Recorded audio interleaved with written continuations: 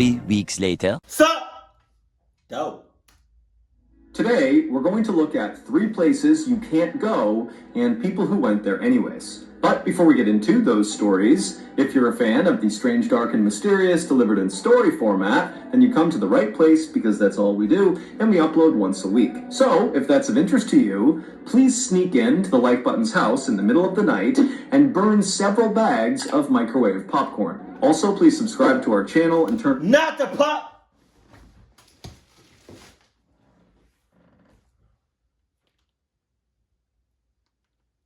Not the popcorn! Hell nah! Let's go. all notifications so you don't miss any of our weekly uploads. Okay, let's get into today's stories.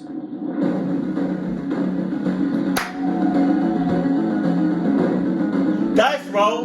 Dice roll!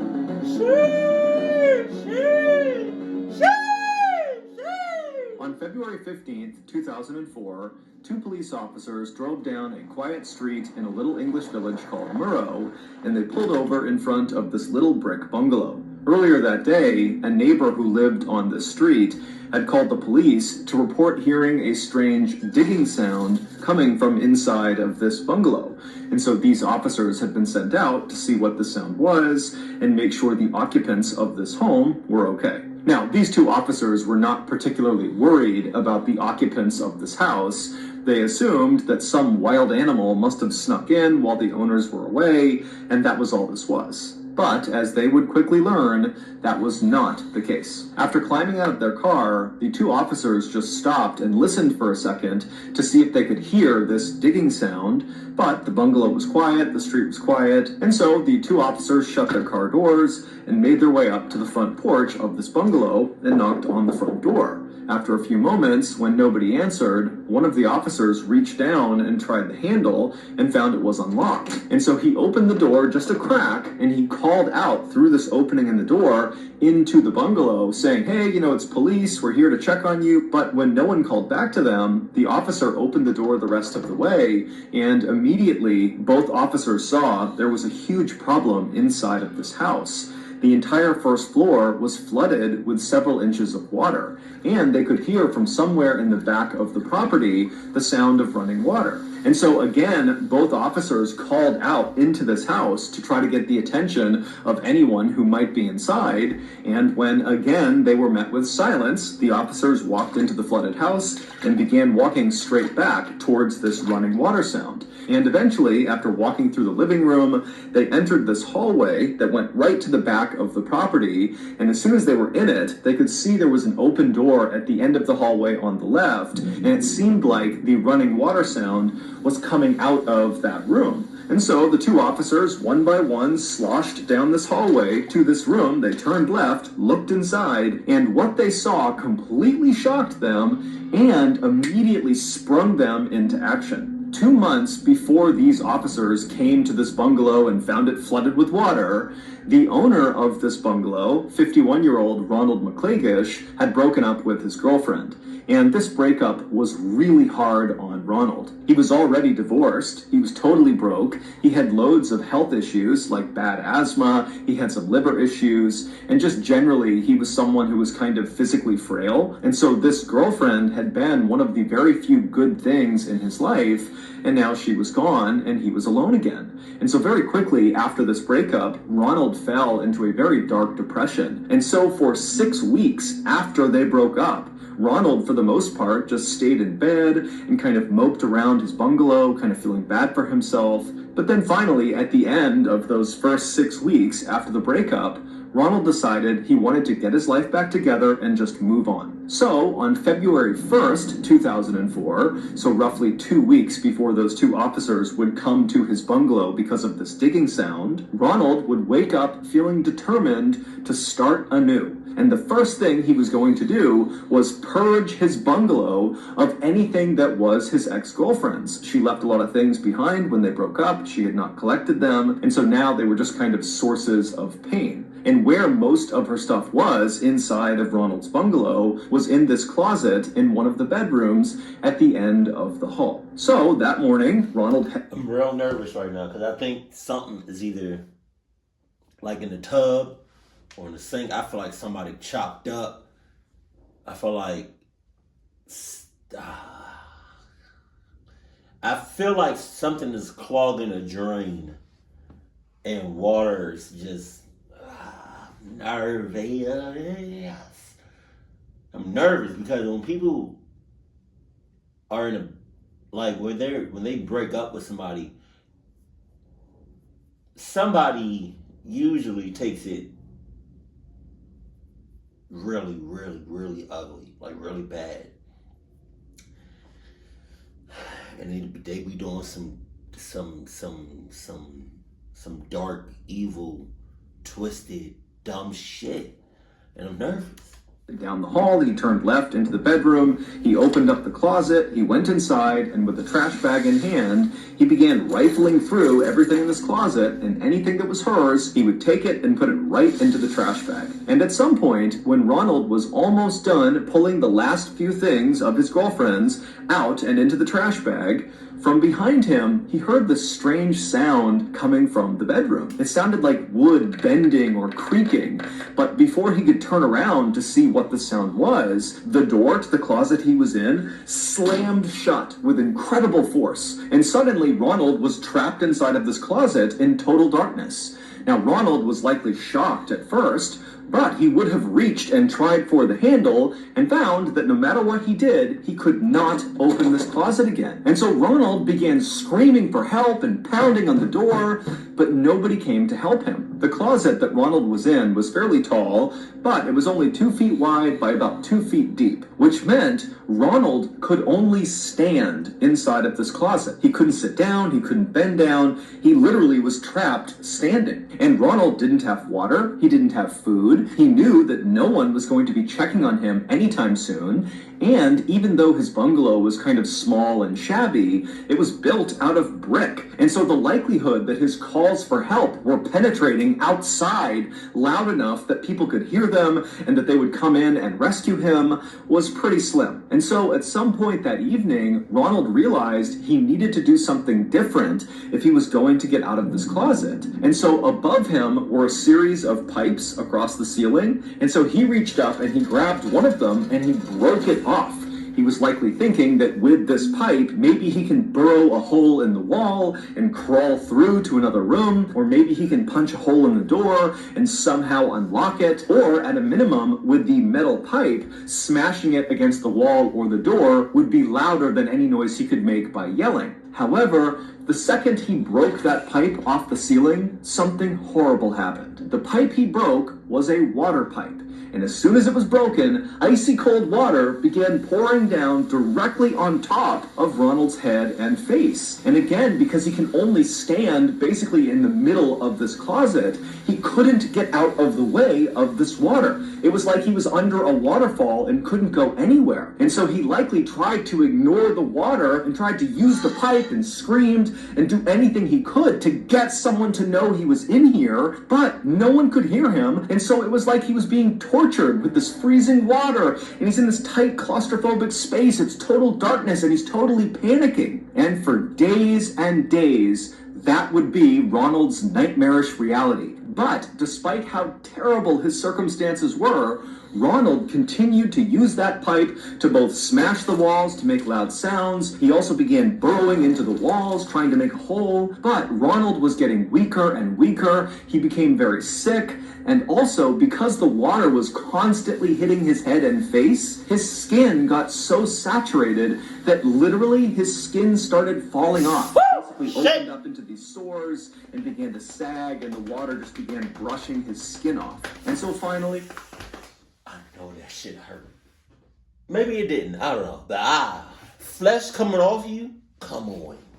After about a week of being trapped in this closet in these terrible conditions, Ronald realized help was not going to come in time, and so he put his pipe down, he kind of slumped up against the wall, and then closed his eyes. Ronald's neighbor, who called the police, actually did hear Ronald using that pipe to try to dig a hole in his wall, and she heard Ronald smashing the pipe on his door, and she must have heard muffled shrieks and yells.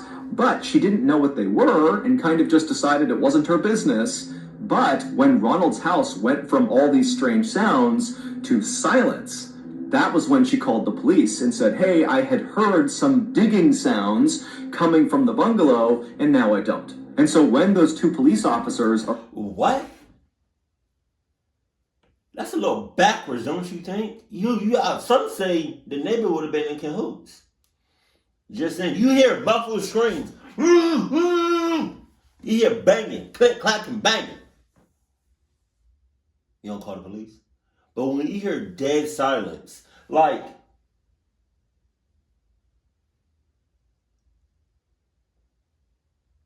I hear dead silence.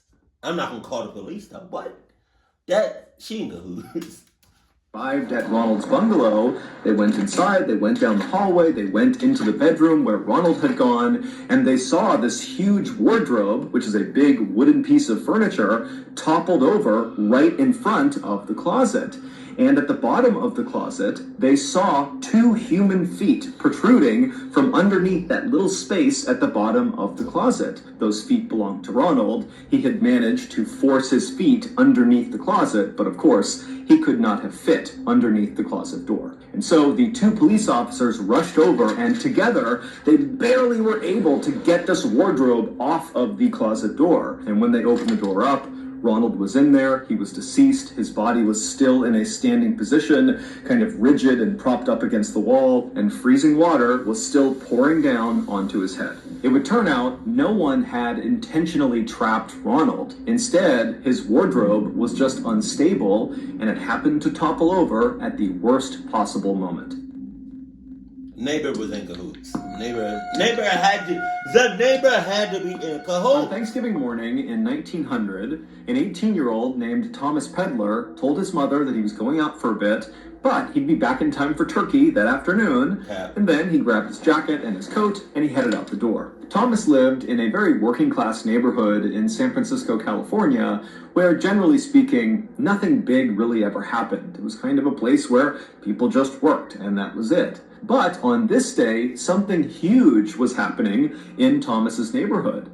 The big football game between Stanford University and the University of California was taking place at the stadium in Thomas's district, and they were expecting over 20,000 people to cram into this stadium. And so Thomas was not about to miss this incredible spectacle, even though he didn't have enough money to buy a ticket. But he knew he would find a way to watch this game. And so Thomas leaves his house and he runs to the stadium, which was not far from his house, and he waited in front of the front gate where all these people are streaming in to go into the stadium. And around 11 a.m., Thomas's very close friend, Charles, who was also a young man, made his way to the front gate. The two met up, and at first, their plan was to try to sneak in with the horde of people that were making their way into the stadium. But even though they were still hours away from the opening kickoff of this big game, it was at 2:30 p.m., the stadium was packed. I mean, there was nowhere to sit, there was nowhere to stand. People that had tickets who were going in are looking around thinking, where are we going to watch this game? And so Thomas and Charles are kind of like, well, what's the point of sneaking in if there's nowhere to watch? And so they decided, okay, we need to find another way to watch this game. And so they began looking around, and they noticed there was a huge fence that lined the perimeter of this stadium. And they saw there were some people kind of climbed up on this fence trying to get a view down onto the field. And pretty quickly, when Thomas and Charles decided they would try to do that too, they saw that all the good spots on this fence were already taken. The spots that were open provided no view onto the field. And so that option as well didn't work. And so Thomas and Charles are frustrated. They're starting to worry that they will not see this big game. But when they walked back over to the front gates of the stadium, they happened to notice across the street was this group of people rushing over to this big white brick factory building,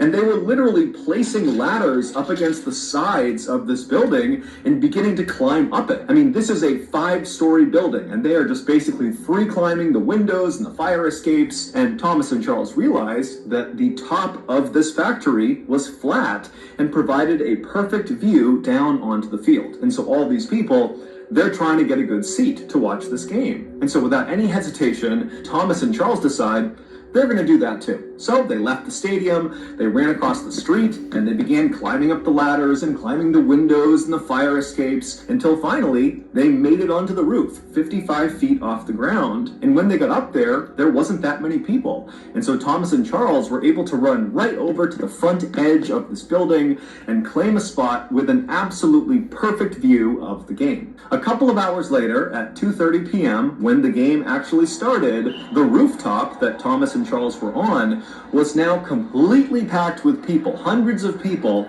had climbed up onto this factory. There were some factory workers down below telling people, do not do this, do not climb on top of this factory, it's not safe.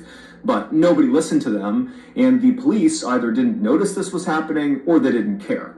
And so there's all these people that are on this roof, they're all super excited, and the game has begun, it's 2:30, and as soon as the game started, it was like the crowd in the stadium, which could be heard very easily from this rooftop, just kind of erupted, and there were all these bands playing in the stadium. I mean, it was chaos down below, and it really caught on the roof. All these guys, including Thomas and Charles, they're getting amped about this game, they're singing, they're chanting, they're screaming, they're yelling. I mean, it's total chaos. And Thomas and Charles loved it.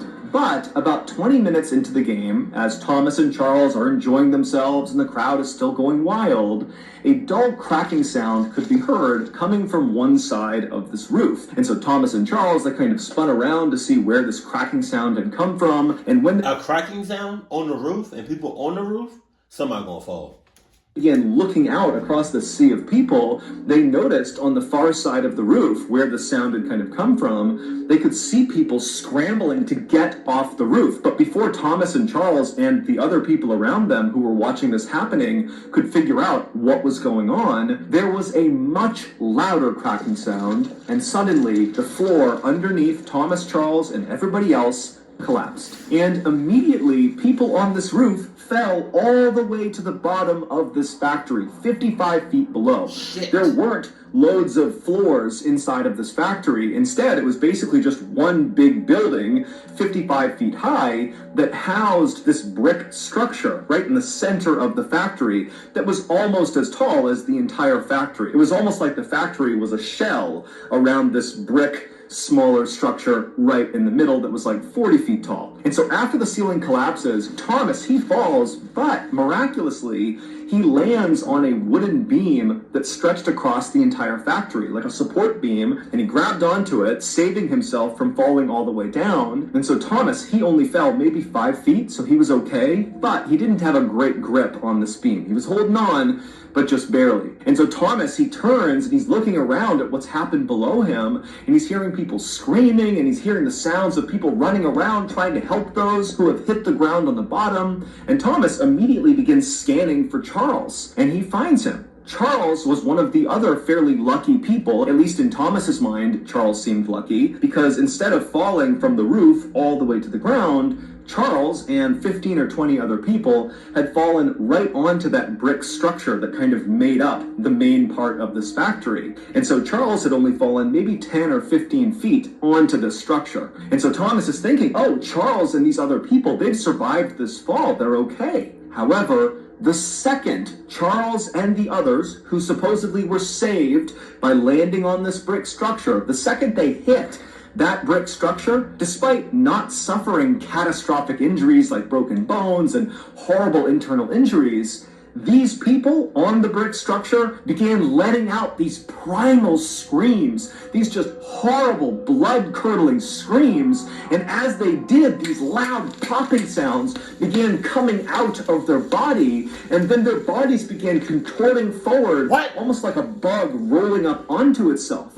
It would turn out this factory was not a normal factory. This was a glass factory, and in order to make glass, you need to heat sand and some other chemicals up to extraordinarily high temperatures. You need a furnace that can literally burn hotter than lava. And so that brick structure that was housed in the middle of this 5-story tall factory was a glass furnace.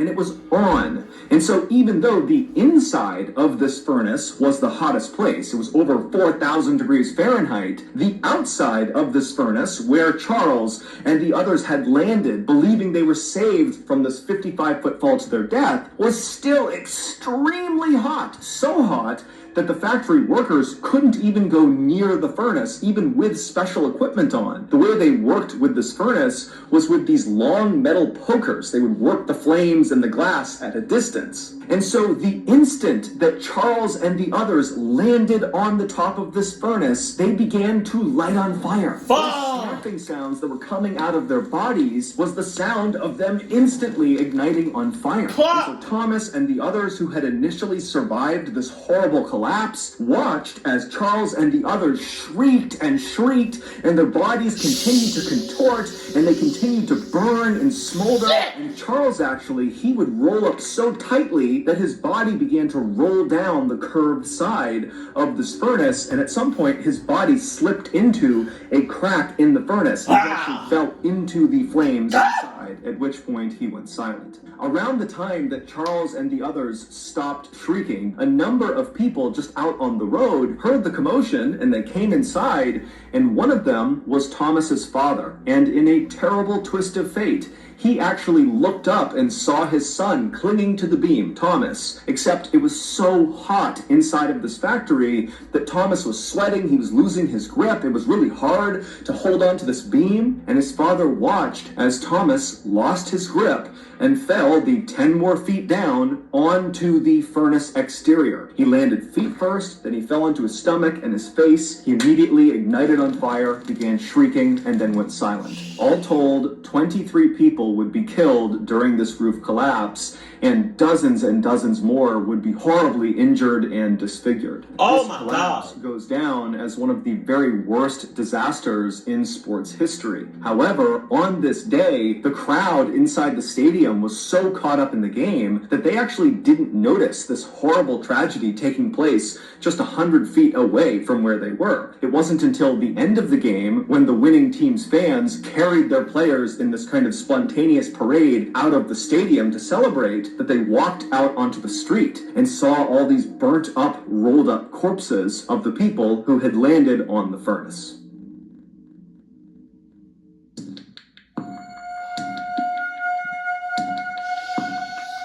In April of 1979, a 69-year-old woman named Monica Myers was appointed mayor of a little village called Betterton in the U.S. state of Maryland. Betterton used to be this very fancy resort town on the water where people from Baltimore and Philadelphia would come there for vacations. They had fancy hotels and restaurants and shops. But by the time Monica became Betterton's mayor, Betterton had kind of gone downhill. People had stopped coming to Betterton, all the hotels shut down or were abandoned or burned down. The summer homes of the rich people from the big cities, those got sold off. And down at the beach, all these glamorous boardwalks literally just kind of crumbled into the sea, and in their place were all these shanty towns where homeless people set up their camps. But Monica had grown up in Betterton, and so she really loved the town and wanted to improve it.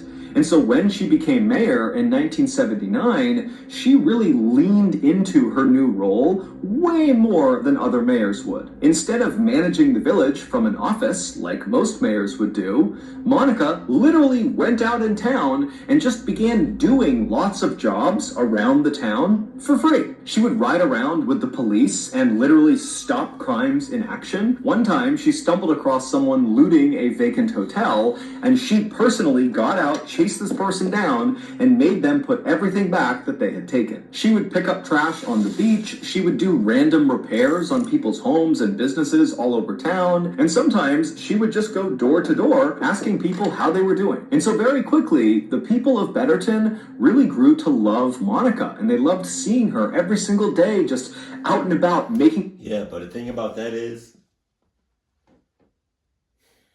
you always gonna have that one person that just hates what you do, what you're about, what you talk about. Everybody in the state, or everybody in your family, or in your neighborhood, or in your school, could love you, adore you. You can be the nicest person, the greatest person.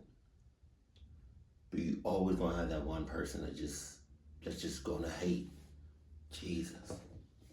Betterton a better place. And so, on March 20th, 1980, roughly 1 year into Monica's tenure as mayor, it was immediately noticeable to the people of Betterton when Monica was nowhere to be seen. That day, she did not go to the police station in the morning like she normally did. She was not seen at the beach doing her trash pickup, and she didn't knock on anybody's door. And so by mid-morning that day, the people of Betterton, all 120 of them, were basically out in force looking for Monica. And at 11:30 a.m., the police in Betterton got a call about Monica.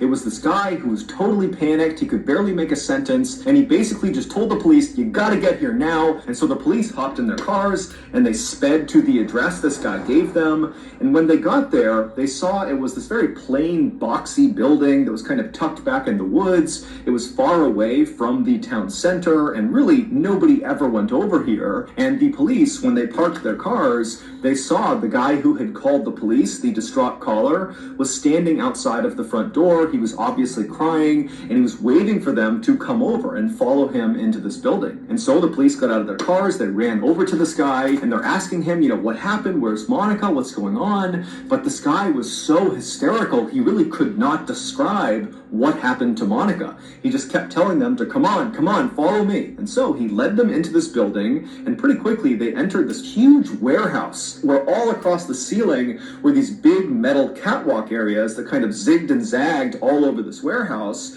And below them, all over the floor, were these huge industrial-sized 15-foot tall vats that contained something. And so this guy who had led police here, he stops and he just points at the nearest vat. And so the police, picking up his cue, begin walking towards this vat. And as they got closer and closer, they were hit with this horrible smell that made them gag and cough, and before long they had to stop and kind of compose themselves. The smell was so bad. It would turn out this building that was kind of removed from the town center of Betterton was Betterton's sewage treatment plant. And that morning, Monica had gone to the treatment plant to help clean some of these 15-foot tall industrial-sized vats that contained human waste. She had done this enough times that when she was here, she did not need any supervision. And so that morning, she was alone. She climbed up onto one of the catwalks over one of these big vats. Isn't she the mayor? Don't they need some sort of security at all times? Get their clock out of here, yo. She had reached down with her testing kit to test the sewage to see how much cleaning it would need. And as she did that, she somehow slipped and fell into the big vat of human waste. Now, she would not have immediately gone under. It was not like a liquid. It was more like clay or really thick mud, where at first she would have kind of been laying on top of the sewage. But as soon as she tried to move to get out of the sewage would have functioned more like quicksand, where as soon as a part of her body went under the surface, it would not come up again. So after the police composed themselves, they climbed up onto the catwalk and they looked down and they saw Monica, who was face down, partially submerged inside of this vat, and she was deceased. Her autopsy would reveal that she died of drowning, which means she literally inhaled human waste. That's nasty. But where was the security at, though? Like, what the hell? Somebody was in cahoots. I'm not gonna lie. The first story, the neighbor was in cahoots. There's no doubt about that. Don't tell me otherwise. I'm not gonna listen. Right? The second one, that's got, like the title says, like, what is that? This must be the worst way to die. Like, drowning and being burned alive has got to be the two most worst ways to die ever. But it also depends on how, too. You know what I mean? Like, you can drown traditionally. I don't know. But, like, because I remember Mr. Ballin, he made a video of, like, this person. I know I reacted to the story, but, like, somebody stepped in magma or lava and they couldn't get out. And so They was just being slowly burned to death. God. I cannot imagine the pain. And this last story, like, the worker literally told y'all cannot be up there. Do not go up there. And they was like, nah, we're going to go over here. And what, over 20 people died? Give or take? Excruciating pain right before they died.